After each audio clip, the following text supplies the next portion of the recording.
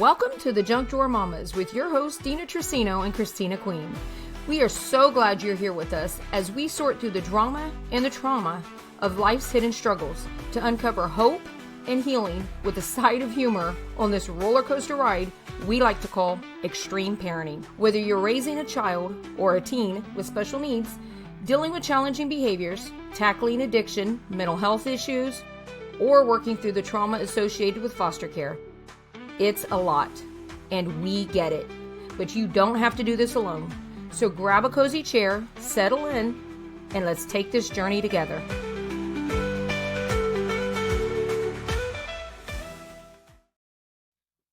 Hey everybody, welcome back to the Junk Drawer Mamas podcast. We are here again on episode 25. I'm here with my amazing co-host Christina. Boy, what a day we have had, guys. So we're going to just jump right in and tell you what's been going on. We are still, I think God has got us on a different path. And I know we keep talking about that we're going to get back to the original plan of what we were sharing. But I just really feel like God's doing something. He's moving in our relationship and our families. And I just know that there's other moms out there that are dealing with the same thing. They're feeling the same way. And so he's just bringing some heavy stuff. So this might be a more serious episode. I don't know, but I just know it's something that is very close to our hearts and is something that is so needed to talk about. So as we have shared the last couple episodes, we've been talking about a lot of the heavy stuff that we've been going through. Last week, we talked about what do you do when you made mistakes with your adult children and you feel like you can't take it back? How do you do that when you feel like you've messed up? And just walking through that mom guilt and that. And the one before that, we talked about sometimes we just need to listen before we just give advice. Sometimes we are literally bleeding on the inside. And a lot of times we're just trying to wear this mask. And so many times, especially as moms, we want to give advice to our kids or maybe even just as friends. Like I know Christine and I have, caught ourselves doing that. We don't want to just give advice because we don't want to see each other hurt. We don't want to see a family member, a friend, or somebody hurt. So you want to tell them what you know is the right thing to do. And sometimes you just need to let them talk and vent and hold the space for them. And again, when we're walking through something that is extreme, and everything we talk about on this podcast is extreme parenting, difficult marriages, family structures, big families, foster care, trauma, all of that, dealing with mental illness, dealing with depression. Those are the kind of things that most people don't want to talk about, but we need to talk about. And we talk about digging into that junk drawer, the things that, a lot of times we feel shame. We feel shame that we're struggling. We feel shame for things that we're going through. We're embarrassed of it, or we're just overwhelmed and we don't want to deal with it because it's too much. Okay. So that's really I would say where God has us. And each time we try to go off of that, he brings us back to it, not only because we're dealing within our own lives, but I just think that there is something out there that is missed. And I think that there's not a lot of people talking about it because, again, we don't try to entertain you, but I think sometimes we do because we can be funny.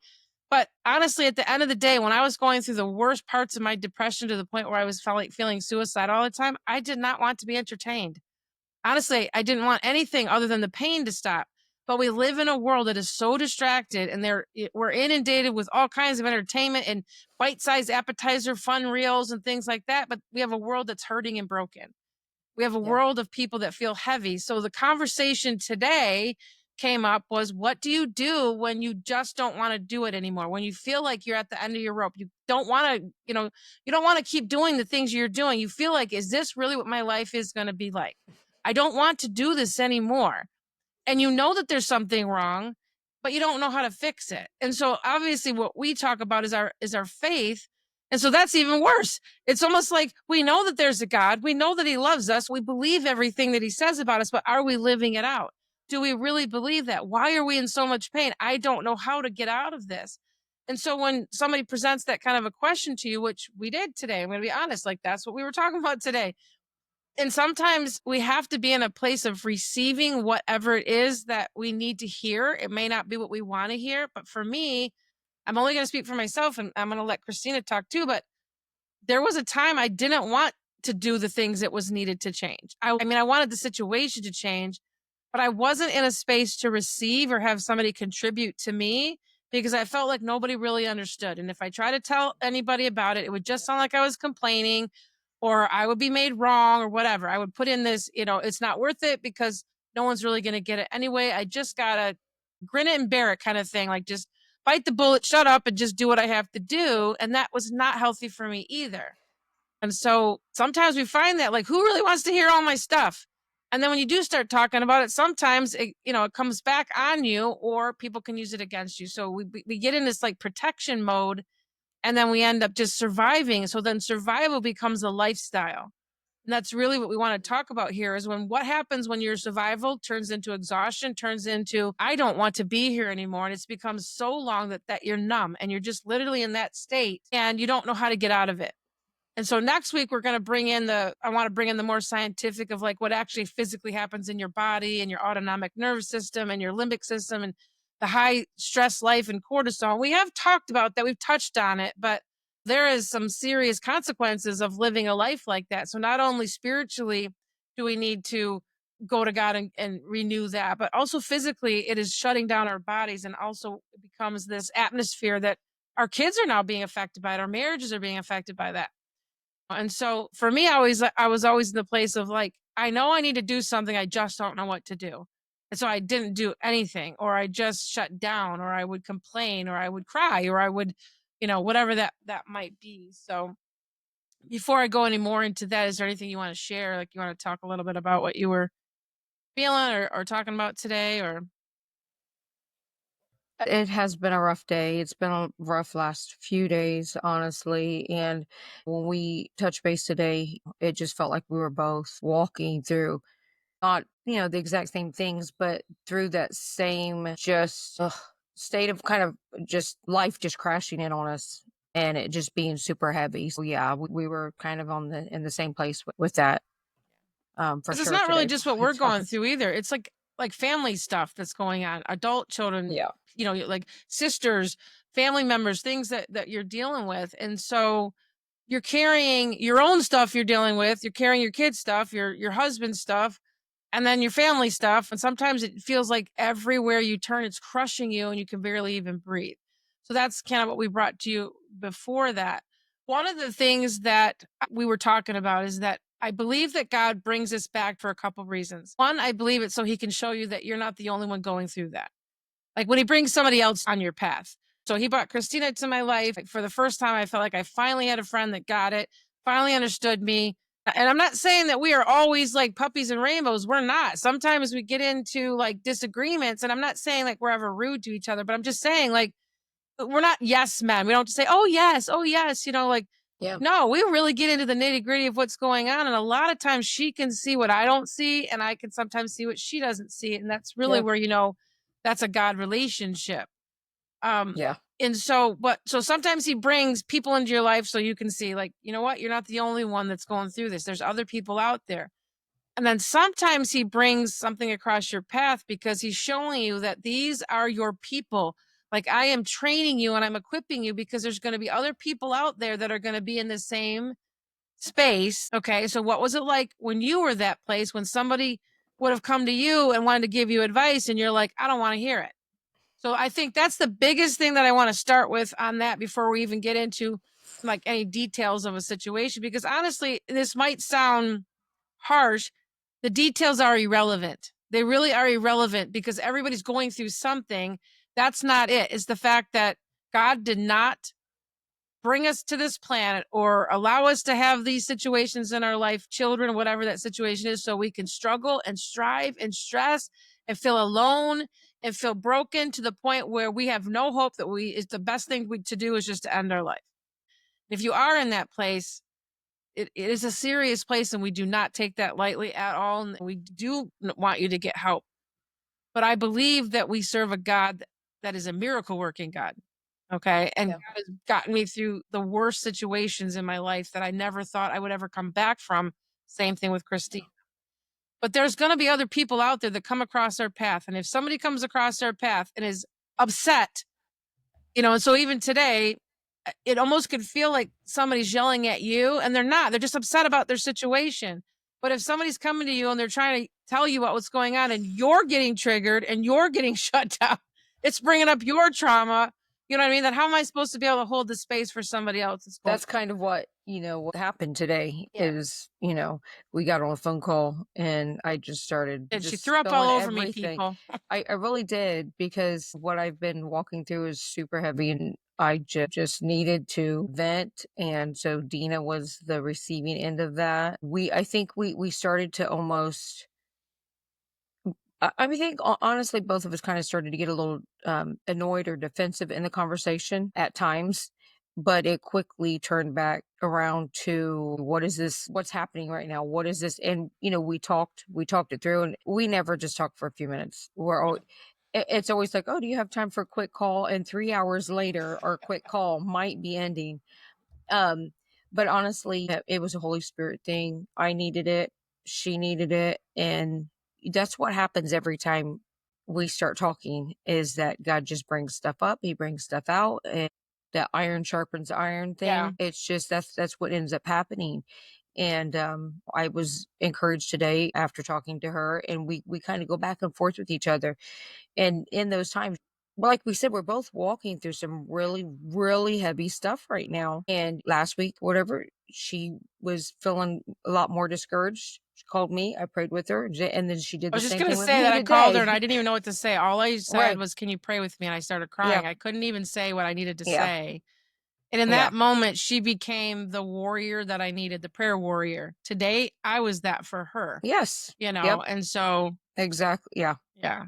Yeah. Well, Well, and sometimes when we talk to people, there is something to be said, I guess, or to had or whatever, with a trusted person, a trusted friend that is going to pray with you, to be able to say what you need to say and to be able to get it out, and to be able to just say, this is what's going on and it's heavy, and I'm walking through this.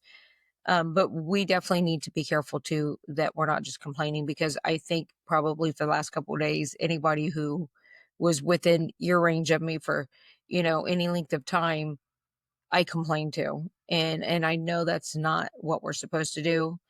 Joyce Meyer always says, you complain, you remain. And I absolutely believe that.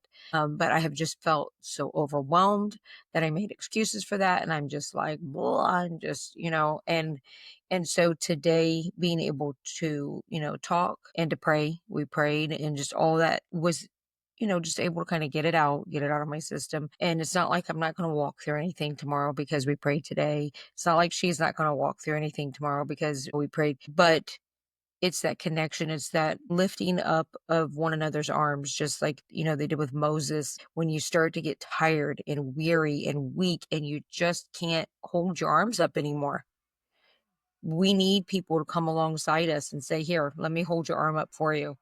And that's what we are a lot of times for each other. I want to mention that yeah. if you're somebody that's listening right now and you're thinking, that would be nice if I had somebody like that, because as she was talking, I remembered I didn't have that for most of my life. I'm not saying I didn't have friends or I didn't have people in my life, but I didn't have that kind of a person that would like go to battle for me and pray for me, and I didn't have to tell them anything and they would just pray and do whatever. Like this is a different kind of a relationship. So that's still new to me. And I think you were saying the same thing. Yeah. We just didn't have that before. We have a lot of other people that are surrounding us, good quality women and strong women of faith. But there was a time I did not have that, or I wasn't even seeking it out. It's not even that I might have had an ability to have that, but I didn't want it. I wasn't in a receiving place of that. Now I can look back and say, I wanted to stay in that pity. You could have never convinced me otherwise then that I was doing that, but I really did. And so it reminded me today of the scripture when there's it's in I wrote it down here. It's in James 1:5-8, and it's when talking about the man that is at the pool of Bethesda, and he was the paralyzed man for 38 years. So if anybody watches The Chosen, you know the scene I'm talking about. And I'm not saying The Chosen is exactly perfect as far as that goes, so don't take that as your Bible. But I'm saying you can recognize the scene where he walks up to the man in the pool of Bethesda, who every day was trying to get himself to the water so that he could be healed. Apparently there was supposed to be some healing powers in the water, and he couldn't get to the water and everybody would trample over him. So Jesus goes there to the pool of Bethesda, and he asks the man, do you want to be healed? And the man instantly goes into, but, I can't. Nobody was there for me. I've been trying to get to the water, but nobody can be to help me. And he's like, I didn't ask you that. I asked you if you wanted to be healed. And when I saw that scene in The Chosen, it hit me so hard because I've been in that place. I didn't ask you about all the things that didn't happen right and all the people that hurt you or all the. I asked you, do you want to be well? And so the man says, yes, I do. And he's like, then pick up your mat and walk. Like, all you need is me. Pick up your mat and walk. That's what he told him. If you want to be well, then do this. And so honestly, that's really what it is. Do you want to be well? When you're in a place where you're like, I don't know how to get out of this. I don't know what to do. I just want to end my life. Do you want to be well or do you want to stay there? So sometimes this is where, like I said, this might be more serious. This is like, okay, this is putting our big girl panties on stuff. And I'm only saying this out of love because I was that person that would have given you every excuse for why it wasn't my fault, why it was everybody else's fault, why I was depressed, why everybody did whatever they did to me. I did not see it. Now, again, I don't believe that I was in this place of like, I'm just this mean person. I wasn't. I literally did not see it. I was blinded to that because I was operating in that frequency, or that, like you said, complaining is the language of the enemy. I was coming into agreement with all of that. I was coming into the agreement that I was depressed. I was coming into agreement that things were the way they were. Now, I'm not saying that depression isn't a real thing or there isn't medical help that you need. That's not what I'm saying. I'm saying I was focusing on that and not on who God was and who he said I was. I didn't even know who I was then. So if somebody would have asked me, do I want to be well? I would have said, of course I do. I don't want this pain, but would you be willing to do what you need to do? So at the end of the day, this is about doing the work, and there's nothing quick and easy that we can either one of us can give you. There is no worldly answers that we can give you. This is intentional, hard work. Yeah. Okay. So anyway, that's really what I don't want to cut you off there, but I'm just saying that's really what that place is. But real quick, if you are somebody like that and you say, that's nice for you, I don't have it, you have us. You can join the community. You can message us. Right now, we're small. We're approachable. You know what I'm saying? Like right now, we only have a few people in the community. We can message each other. We can get on a call. We could do whatever. You are not alone. You have at least 2 people here that are willing to talk to you on the phone, on a Zoom call, through Messenger, and build that relationship with you. I would encourage you to do that because I'm hoping that this community builds to thousands and thousands of women. And we might not be able to be in a place where we can physically talk to every single person, but we are now. So you're not alone, even if there's nobody in physical proximity to you. Anyway, I just wanted to say that. Go ahead and say what you were going to say. I was just going to say that a lot of times when we get into that state of overwhelm and that all the stuff, when you just don't feel like you can snap out of it, I think because our flesh wants so badly for everyone to see what we're going through and to feel sorry for us. We get in that nobody knows what I'm walking through, and a lot of times nobody does, and they might not ever know what you're walking through or know how hard your life is. And it's so easy to say, nobody understands, nobody knows what I'm going through, and just get into that whole pity party, which is what it is. And I mean, it doesn't make it any better. We know that. But it's just natural. I feel like it's part of a natural part of us to want people to feel sorry for us, but it's not a healthy thing to do. Because when we get into that and we convince ourselves that woe is me and we need to feel sorry for, again, here we go again. You can tell I've been listening probably a lot of Joyce Meyer lately. The pitiful or powerful. We can't be both. Either you're going to be powerful and you're going to walk in that power and that authority that Christ gave to us, or we're going to be pitiful and we're going to make all the excuses, like you said, why we can't, or why it's too hard, or why this don't work. And maybe there's some legitimate things, but at the same time, if we go that direction and stay over in the pitiful side, then we can't be powerful. And God's called every single one of us to live in power and authority. That's what he's called us to. And if we've got a family, which this community is for moms, and especially moms in extreme situations, then we have to be powerful. We have no choice but to be powerful for our family and for the people, the kids and the families that we love, that we're trying to advocate for, and to walk through the hard stuff and to get them to the other side. If we don't do it, who's going to do this for our family? So I think as much as we want to, a lot of times, to just be like, we get so tired and worn out. I feel like that's when I get in this state the most and the easiest to slip into that state of nobody understands, nobody gets it, nobody understands what it's like to walk through what I'm walking through. And if anything else gets piled on top of what I'm already dealing with, this is just too much. God, how can you expect me? This is literally conversations I've had in my head with, going back with God. How can you expect me to handle any more? Like it's just too much. And then we get over to that side of it. But I feel like find myself there when I get tired and worn out. And I can start off at the beginning of the day and I'm like, whoo, I've got this. This is going to be a great day. I can do this. And then as the day, as kids, as people, as, things kind of trickle down and go wrong and don't turn out how you thought they were going to turn out. Just a little example. And so we're putting up a fence around our pool. We're replacing a fence around our pool, I should say. And my husband went out the other day, and mind you, my husband works 10, 12 hours a day. He's a hard worker. He works 5 days a week. And so I try to get as much done as possible on his day off of things like that we're doing. We do a lot of things like that ourselves just because it saves money. And he went and got everything. He was in a great mood. I was in a pretty good mood. Everything was going well. He came back and him outside chopping back all these weeds. Cause the other major thing we had to do was have our air conditioning unit replaced, which is a massive project too, which we're not doing. A company's doing, whatever. But I'm back there trimming back the tree limbs and I was in a great mood. And he's over there working and he's got his music on. And if anybody knows my husband, he's not a big smiler. A lot of people just kind of think that he's grouchy, grumpy a lot of times. And he's singing, he's in a great mood. So this is a great day. This is a great place to be. And then all of a sudden he says, hey, babe, we got a problem. And I'm like, I just knew it. I could tell in his tone that it was not going to be good. He'd went and bought all these fence panels and all this stuff. And mind you, too, the other thing that we got going on is we are in a rental van because my 17-year-old scraped the side of my new van. And so that's at the collision shop. Well, what we didn't think about is that the hitch, we've got a tow hitch on that to pull a trailer to pick up something like fence posts and on all these fencing panels.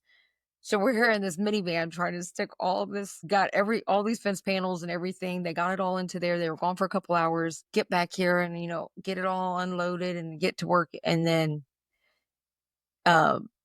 he's like, we got a problem. I got the wrong size. So we were doing like 4 foot and he got 6 foot panels and posts. And then my heart just sank because I was already working hard and I already knew it was going to be pushing it. We're expecting storms here in Ohio all week. And I'm like something just shifted. Like all of a sudden, this heaviness just came on me and I could not snap out of it. I just could not snap out of it. And it just went downhill from there. He left and I'm like, okay, now I'm going to be very vulnerable. I'm like, waiting for him to come back. He's gone forever. He's like taking forever. And I'm like, check his location. He's still at Home Depot. How could he possibly still be at Home Depot? And I'm like, I'm already in this spiral of like, nothing's getting done. We had to make the most of this day. And I'm just like letting everything just unravel. And I call him. I'm like, what is going on? What? And he's like, well, they're trying to return the money on the card. I mean, it was like $1,500 or some huge amount. And they're trying to, and their system won't allow it. And he was there for 2 hours just trying to get the money refunded back on the card. And it never did happen. They had to give him On a good cash. day, that could be frustrating. They had him. Yeah, they I'm had saying if you to weren't give dealing him with all the other cash. stuff. And I'm like huffing and puffing and I'm like losing it. And thank God my husband was keeping his crap together that day because we could not have had 2 of me throwing the fit that I was throwing because I'm like, just forget it. Just come home now. It's too late anyways. And I am literally just like in the crappiest mood. I just let it just completely run over me and just, I was just exhausted. I was mentally exhausted. I was physically exhausted because I was out there sawing trees. I could not even lift my arm the next day. I thought I was going to have to go to urgent care. It was so bad. And I just stayed in this like state of this just crappy state for the weekend. I went to church and I bounced back somewhat, got into the presence of God and was like, okay, things are going a little bit better. This is getting better. And then I was kind of sneaking back over into that and still didn't have all that funk off of me. And then I talked to you today and I'm like, okay. And I'm like, blah, blah, blah, blah, blah. And because I was headed to Lowe's now instead of Home Depot. I was headed to the store to try to get all these fence panels where he had to return them and we still hadn't gotten them and all this kind of stuff. And so I'm just like all over Dina, and Dina's like, wait a minute. So then Dina started talking and then we kind of got in the picture and got in the center of it. And it's like, wait a minute, why does this look like this? What is God trying to do right now? And we had that whole conversation that I needed, but so much of the time when I start spiraling, it's because I'm tired. It's because I'm exhausted. And so it's so easy to just let everything it almost feels like it's at its worst and it can't come back. And like, you just like, I think at least for me in my head, when I start getting tired, all the worst scenarios just start playing out. I think the devil kind of has a heyday with that when we get to that point and we allow all those scenarios to just start spiraling in our head. And we're like way down here. And it's like, God's like, no, come back here. We're here. We're not even to that point. You in your head are to that point, but we're nowhere near that point. You just took it there. And we're not even there. So I think if we allow God to kind of bring us back in, reel us back in, and minister to us and give us grace, and we receive that grace instead of getting all like I was doing kind of the whole weekend, then he absolutely will do that for us. He absolutely will be that to us. But we've got to allow that. And I was not having it this weekend. I was not letting God get me to where I needed to be because I was too busy having a fit of carnality. I was having an absolute meltdown. I was literally having temper tantrum. I was just like, that thing is going right. This is all the time that we had to do that. And now because we didn't do this and I just hit my boiling point and it was just boiling all over everything and everybody. And I was just so irritated with life, period. And then from that point, because I got myself so worked up, then I'm just like, it's always going to look like this. Nothing's ever going to change.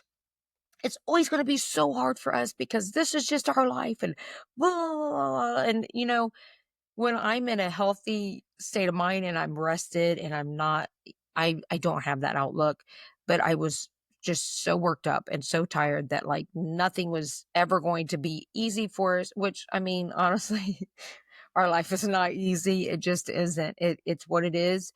But we can change the way we're looking at that. We can change the way we react to it. We can do the fence. We can do life the way we were doing it, the way my husband was doing it, coming in, with the music and the singing and how, hey, we're going to have to work here, but we can make it fun.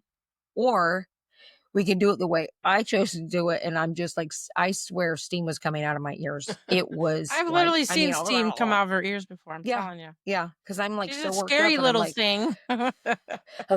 Yeah.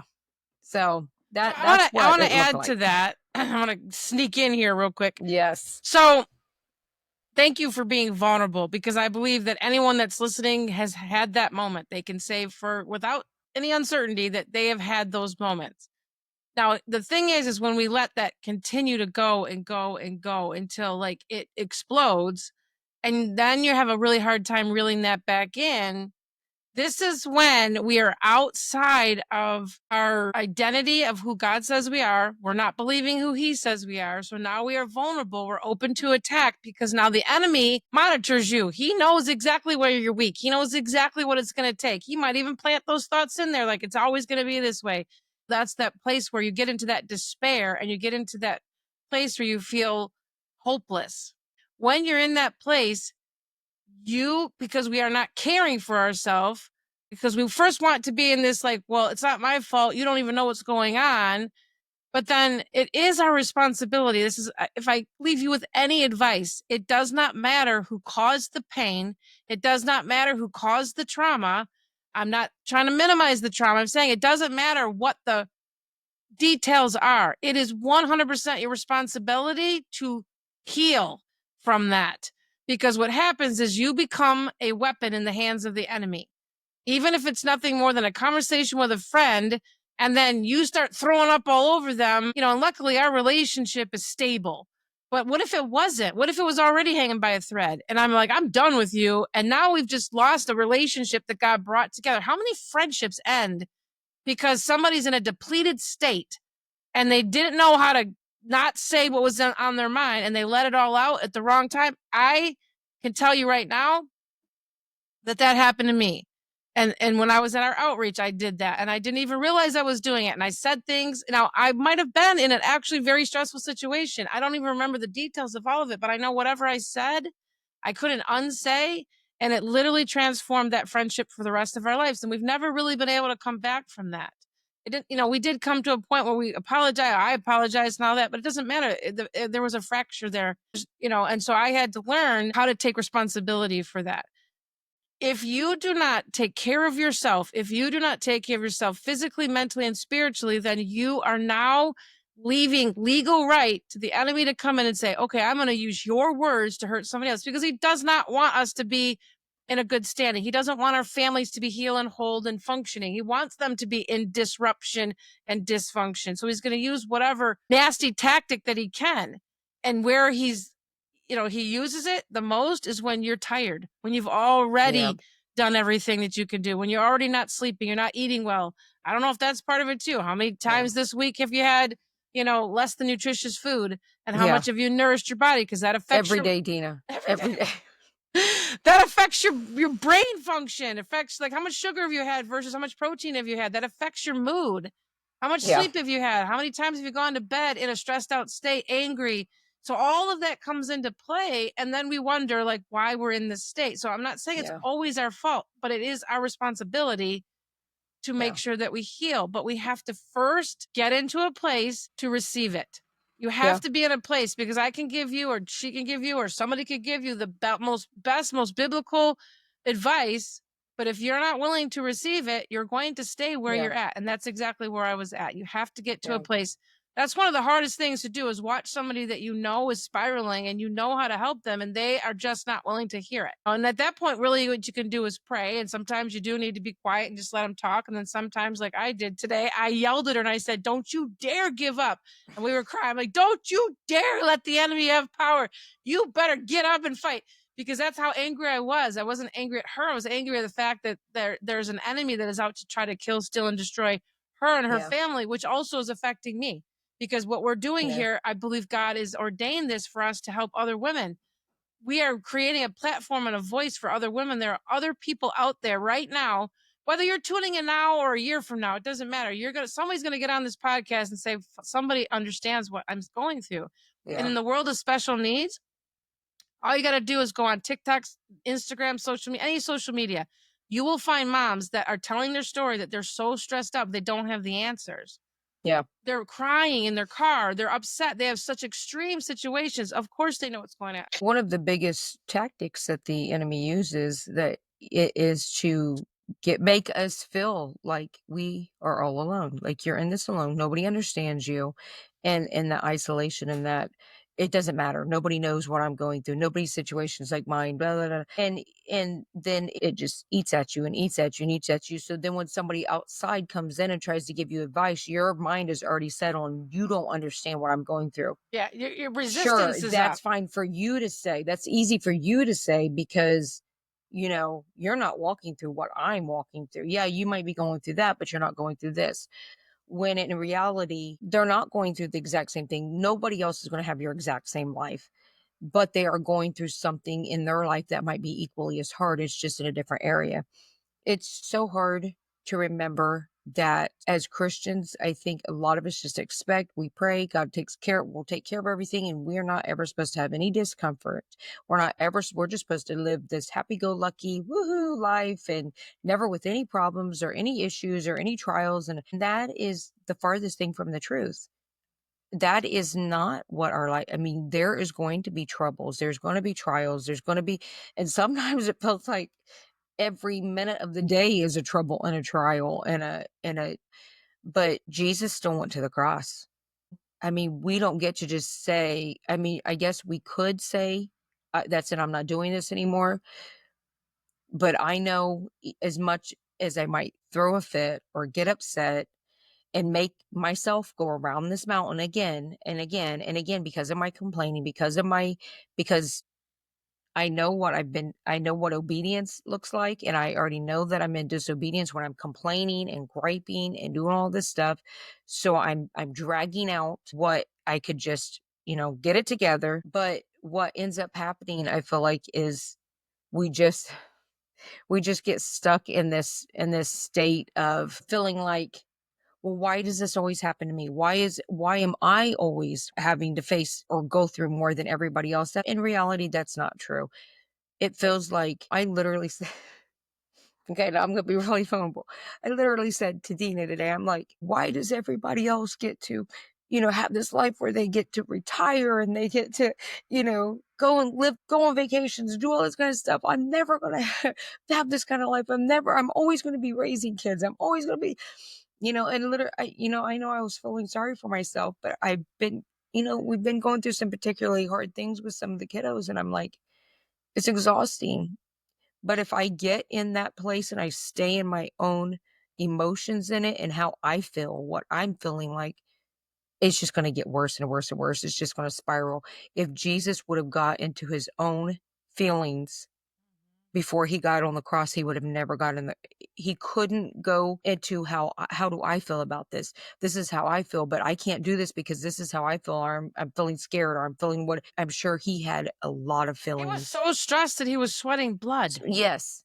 So he was full of feelings, but he did not like, allow himself if there's any other way, to be taken over by this it. from me, but Right. your will, not mine. He didn't want to do that. Exactly. But he willingly asked, did it. But he still did it for us. And he was willing to go to the cross for us. Yeah. And it's so easy for us to say, well, this is too hard. I can't do this. And to walk away from what he's called us to do. Even when it's super, super hard. If we know that God's called us to do something, we've got to stay the course, and we've got to stay it at all costs, because by walking away from it is not going to make our life easier. It might make it temporarily easier, but there's going to be a cost at the end of that. There's going to be a cost. And I would much rather stay the course that he's got me on than to find out what that cost is going to be in the long run. And there's going to be times that feel super, super hard. We're just walking through those right now. We're just walking through that. But I know this is a season, and I know it will end. And I know new stuff will come, but I know what we're walking through right now. It was just a season. It's just a moment in time, and we will get through to the other side, and we will be okay if we continue to hand it to him.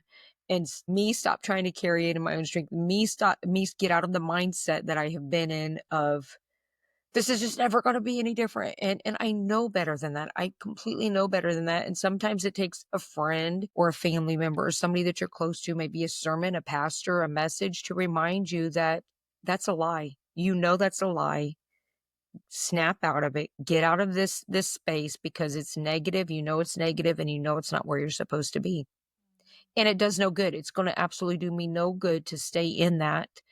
So I've got to renew my mind. I know this. I know all of this is truth, but I've got to make myself do it, because it's not going to happen if I don't do it. Period. It's not going to happen if I choose to not do it. If I choose to go and feel sorry for myself and say, it's just not getting any easier, this is hard, this is exhausting, I'm going to stay in that state, and it's not going to get any easier. And it's in fact, it's going to get harder, because now my mindset is the mindset of defeat. Like, I've been defeated, and I can't do anymore.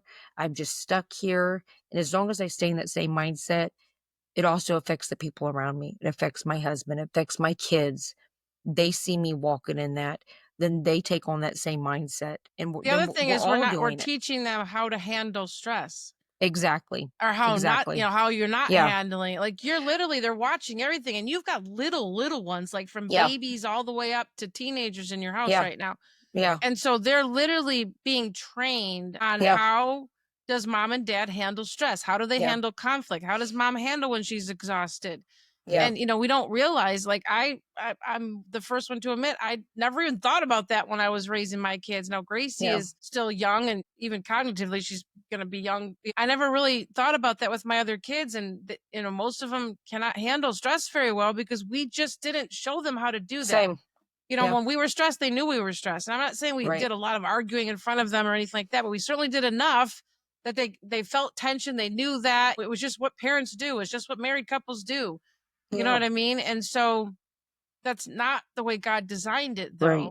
And so it's not what we want to model for our kids by any Right. means. When I'm getting frustrated or stuff, then I'm shorter with the kids. I'm getting more frustrated with them. They're getting in trouble for things that I probably would just be like, not a big deal. Choose your battles, you know. And now everything I'm going to get, everything's going to be a big deal. And you're not enjoying them either. We've talked about that. Like, you're not. literally just in survival mode. You might be keeping them alive.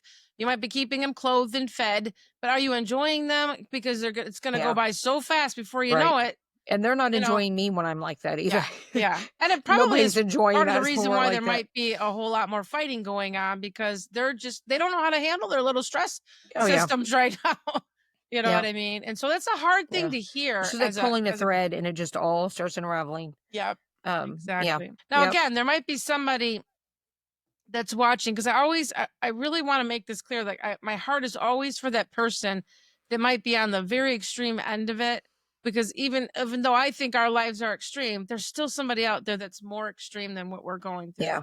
And they may be alone, or maybe they're married and their spouse is just checked out and they just are not helpful. I don't know what that is. Maybe you live out of state and all your family's in another state. You don't have somebody that you can take your kids to, or whatever the situation is. Maybe what you're dealing with is more challenging than the average person. But the thing is that you are never alone in that. And I know that's not what people want to hear. I'm telling you, like, just hearing like, you're not alone, God's with you, doesn't necessarily mean that you can understand that or you can receive that. But I'm telling you, that is the truth. That absolutely is the truth. And you're going to have trouble in this world, whether you believe in God or not. There's no way of getting out of it. You're going to have stress. You're going to have trouble. You're going to have marriage troubles, financial troubles, health issues. Nobody gets out of this world without having trouble. Okay. Right. But I know that if I'm going to go through trouble, I at least can go through this, and I can learn how to have a peace that surpasses all understanding, because I believe in the one that created me. And again, this all boils down to, and I'm kind of getting more off on the more biblical teaching, but I'm just saying this all boils down to the fact that this world that we're in right now is temporary. If we're putting everything into this world, it's temporary.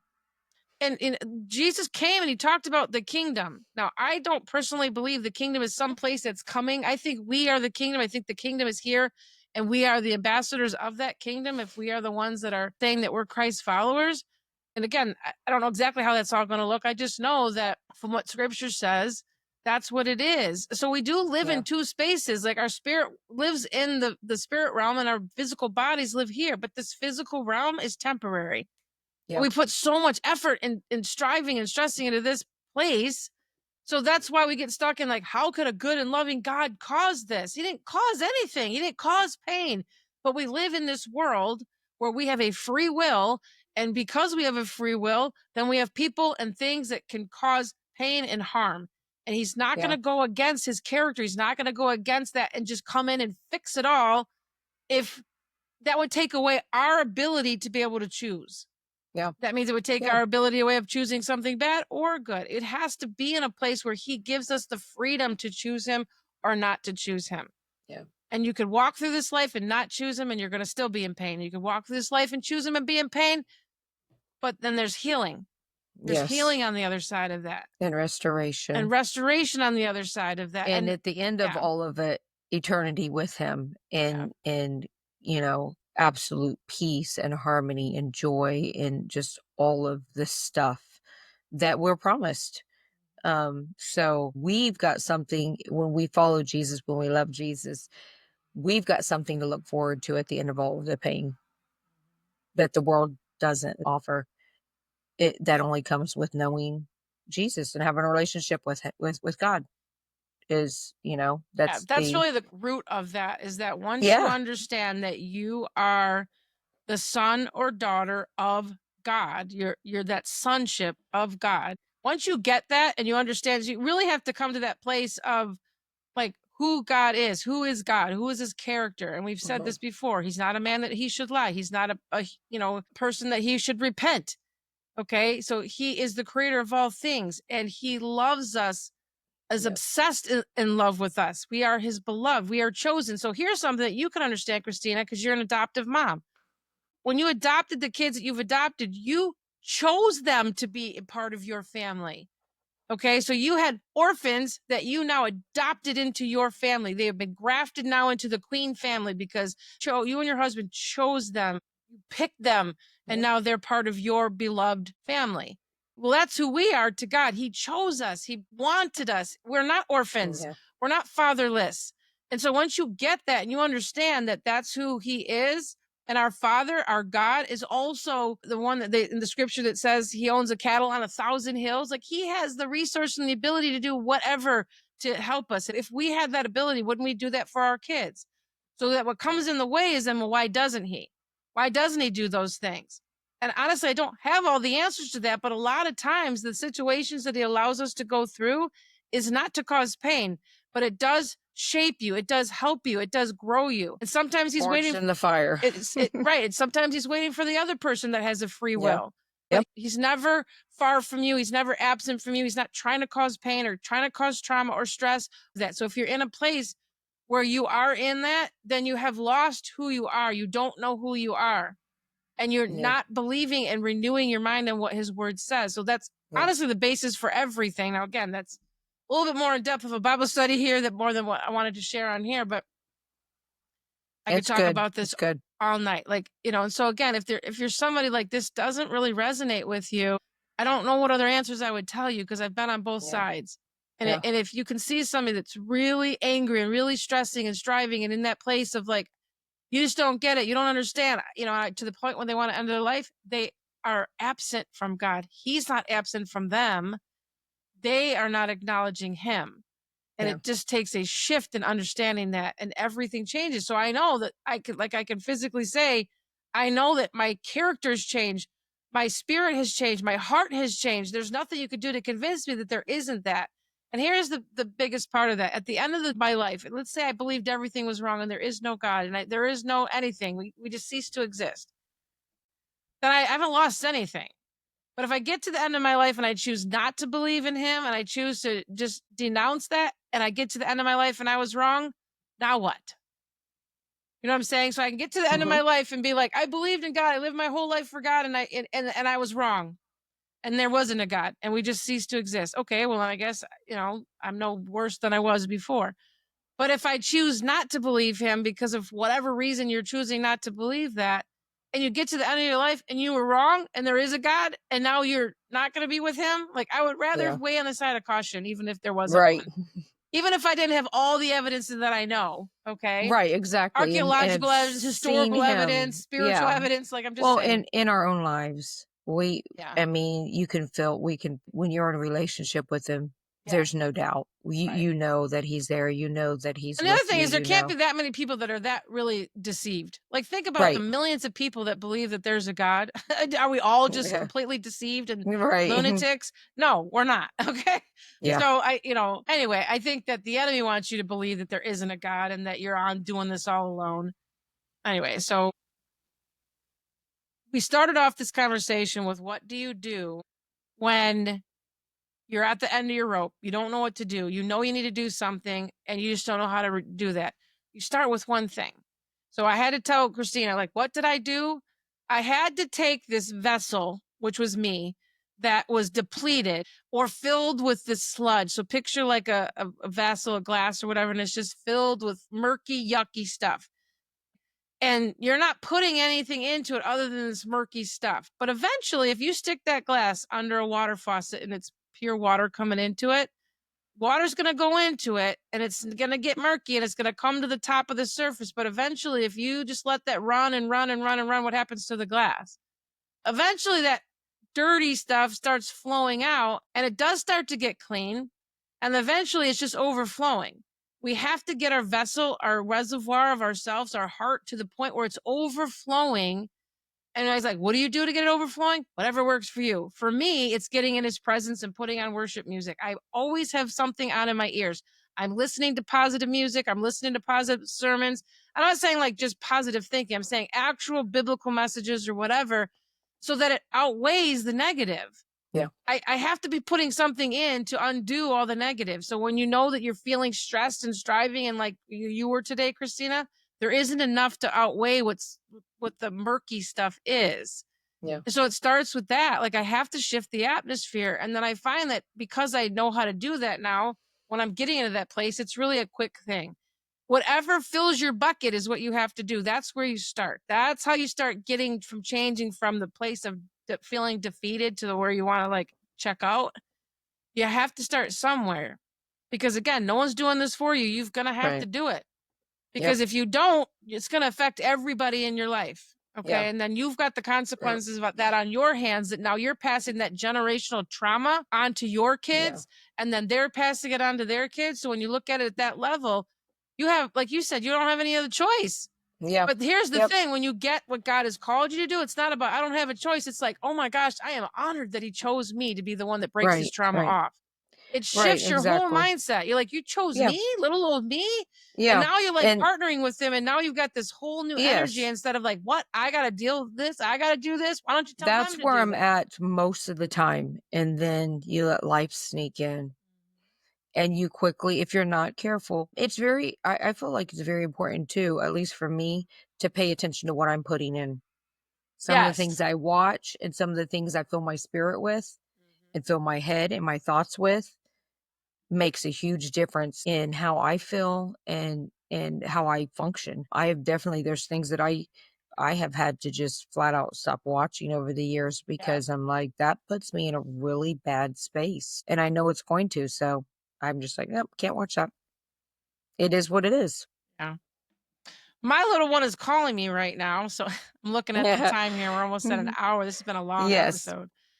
So anyway, we needed it anyways. We did. I just want to, I don't know if we gave you guys any good advice or not. It just really was a space for us just to share what we're going through. Again, I think this is really what the premise of this platform is for us to do, is just, we're digging through stuff. We're sharing stuff. We're giving you what we know works for us.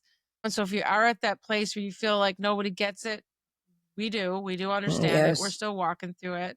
And you're not alone in that. You can always reach out to us, reach out to somebody. Don't walk this alone. But it is your responsibility to get out of it. I'm just going to be totally honest with you. No one's going to do it for you. No one's going to change the mindset. You got to do the inner work. It's a lot of work, but it is worth it. It's hard. It's hard work, but it's going to be hard either way. It's no different than working out. You're not going to go to the gym one time and lift weights. You're like, I got all the muscles and health that I need. No, it's very intentional. It's daily, consistent. It's a lifestyle. Well, so is this. It's a lifestyle. If you want to be filled up so that you are partnering with God and you're thriving in difficult situations where the whole situation with your fence, you're like, okay, no big deal. We're just going to go and get a new fence. You're not gonna be like, what the heck just happened? And then you spiral. No, it's just, okay, well, you just shift and you just do the next thing. Yeah. That's because you're intentionally choosing joy over the circumstance. Yeah. Not happiness. Happiness is based on your circumstances. Joy is based on your attitude about it. Right. It's based on internally who you are and who God is. And I certainly let the devil steal all my joy this last weekend, Dina. I will admit. We took it back. Every last bit of it. We took it back. We rebuked it. We binded it. And we filled that bucket with fresh water. And now I'm good to go. Fresh living water. That's right. Ready for Tuesdays. Ready. All right. So we thank you guys so much for being a part of this with us this time. And hopefully this did encourage you. Again, reach out to us. So this, we're sitting there trying to like, how the heck are we going to do this summer fun challenge and have all this fun when we're so stressed out? This is why we're working this out, so that our kids don't suffer through the summer with moms that are spiraling out of control. Right. You know what I'm saying? And I'm sure we're not the only mom spiraling out of control. Yes. If you really are honest, I bet you there's a lot of us out there. Yes. Anyway, all you got to do is look on social media and you can see it. For sure. That's for sure. So anyway, we thank you guys. We love you. We can't wait for us to be back together again. And we're going to bring back the rest of like, how do we actually go from this lifestyle of surviving and what that actually does to our physical bodies, and kind of talk a little bit more about that. And hopefully the Holy Spirit will lead us into what the next thing is. So we thank you. We love you, and have an awesome week.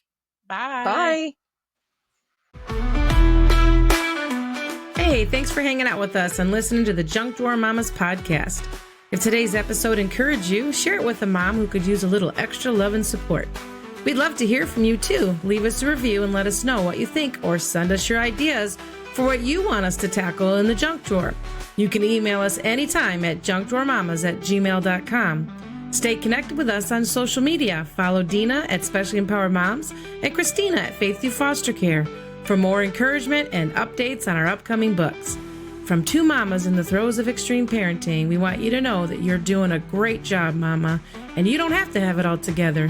But what's hidden can't be healed, so let's keep sorting through it together, one step, one story, and one laugh at a time. See you next time when we tackle another item in the junk drawer of life. Have an awesome week.